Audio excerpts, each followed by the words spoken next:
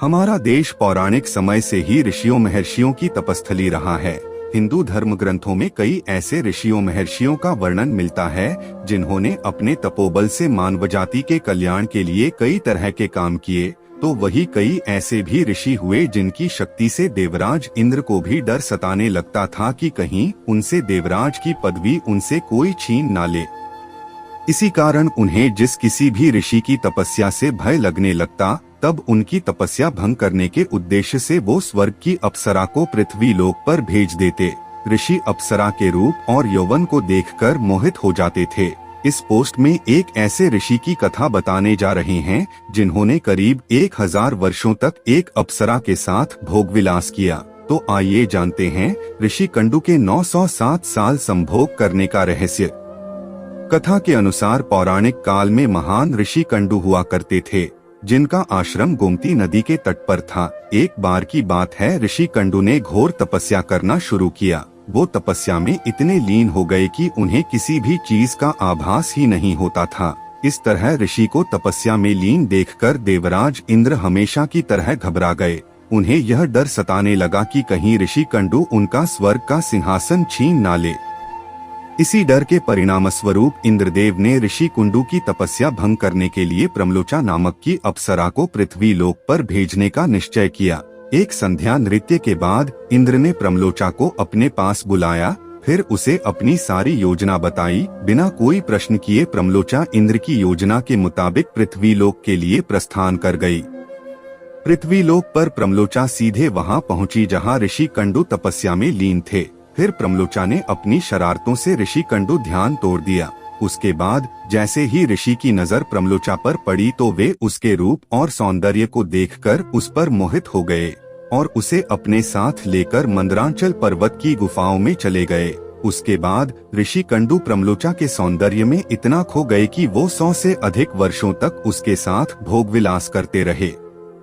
100 वर्ष बाद एक दिन अप्सरा प्रमलोचा ने ऋषि कंडू से कहा कि हे ऋषि, अब मैं स्वर्गलोक वापस जाना चाहती हूँ, इसलिए आप मुझे खुशी खुशी विदा कीजिए। अप्सरा के मुख से जाने की बात सुनकर ऋषि उदास हो गए और उन्होंने कहा, हे देवी, अभी थोड़े दिन और रुक जाती तो अच्छा होता। ऋषि को उदास देखकर अप्सरा पृथ्वी लोक पर और रुकने को मान गई। फिर ऋषि कंडू ने अगले 100 वर्षों तक उसी गुफा में अप्सरा के साथ भोग विलास किया। फिर 100 वर्षों बाद एक दिन प्रमलोचा ने ऋषि कंडू से कहा, हे मुनि, मुझे पृथ्वी लोक पर आए बहुत समय हो गया, अब तो आप मुझे स्वर्गलोक जाने की आज्ञा दें। ऋषि कंडू उसकी बात सुनकर फिर व्यथित हो गए। बोले, हे देवी, अभी कुछ समय और रोक जाओ, फिर चले जाना। इसी तरह कई 100 वर्ष बीत गए और जब भी अप्सरा प्रमलोचा स्वर्गलोक जाने की बात ऋषि से कहती तो वो किसी तरह उसे मना लेते। वो अप्सरा ऋषि के श्राप से भी डरती थी कि कहीं क्रोध में आकर ऋषि कंडू उसे श्राप न दे दें। उधर महर्षि के काम वासना में लिप्त होने से अप्सरा के प्रति उनका प्रेम नित्य बढ़ता ही जा रहा था।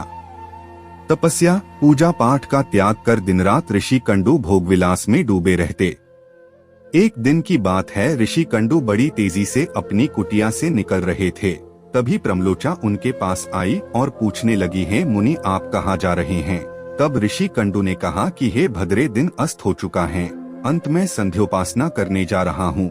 अगर ऐसा नहीं किया तो मेरा धर्म नष्ट हो जाएगा। यह सुनकर प्रमलोचा मुस्कुराए बिना ना रह सकी और बोली, है सब वेदों के ज्ञाता, इतने वर्षों में क्या आज पहली बार सूर्यास्त हुआ है? जो संध्या वंदन नहीं करेंगे तो आपका धर्म नष्ट हो जाएगा। मैं तो आपसे जब से मिली हूँ तब से तो आपने कभी संध्या वंदन नहीं किया है। इस प्रकार के वचन सुनकर ऋषि कंडू बोले, हे भद्रे, नदी के इस सुंदर तट पर आज सवेरे ही तो तुम आई हो, मुझे भली भांति स्मरण है। मैंने आज ही तुमको अपने आश्रम में प्रवेश करते देखा था। अब दिन के समाप्त होने पर सांध्यकाल हुआ है, मुझे तो लगता है कि तुम मेरा उपहास कर रही हो। तब प्रमलोचा ने ऋषि से कहा कि हे ब्राह्मण श्रेष्ठ, आपका यह कथन सत्य है कि आपके आश्रम में मैं सवेरे आई हूँ, परंतु आज नहीं। जिस सुबह मैं यहाँ आई थी उस समय को तो कई 100 वर्ष बीत चुके हैं।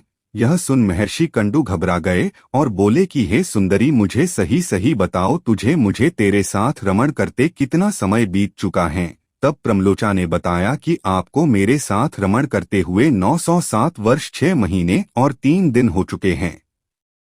यह सुनकर ऋषि कंडु हैरान हो गए और बोले, हे प्रिय, क्या तुम सत्य कह रही हो या फिर मेरे साथ कोई मजाक कर रही हो? मुझे तो ऐसा प्रतीत होता है कि मैं तुम्हारे साथ एक दिन ही रहा हूँ। तब प्रमलोचा बोली कि हे ब्राह्मण, मैं आपसे झूठ कैसे बोले सकती हूँ, वो भी उस समय जब आप अपने धर्म मार्ग का अनुसरण करने के लिए तत्पर होकर मुझसे पूछ रहे हो।